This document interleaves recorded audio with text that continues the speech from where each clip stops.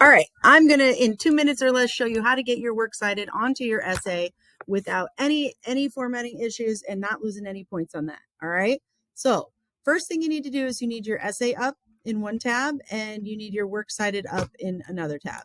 I used the download function, so I have it in its own document. You might have copied and pasted it from my bib. That's fine. All right, so I'm just going to copy this, so I'm ready to go.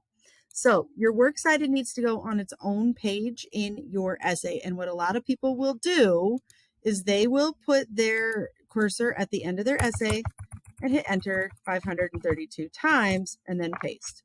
That looks good. However, if then I go in and I do some revision where I add, say, an entire another section, it does keep it okay in this case because I didn't, here, watch this. It's now on its like 2 different pages and kind of halfway down the page, which is weird. If I delete a lot more than that, it's going to, let's get this going here. If I delete a lot more, it's again going to end up all sorts of weird places. All right. So let me show you real quick. Let me click undo 500 times, 32 times, and show you what to do. Okay. So you copy your works cited like I've already done. You come over here. Put your cursor at the very end of your essay and do Control Enter. That's called a page break. Paste that in.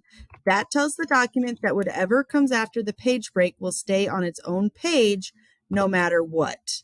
So let's say I grab this and I post this here and I post it here. All right.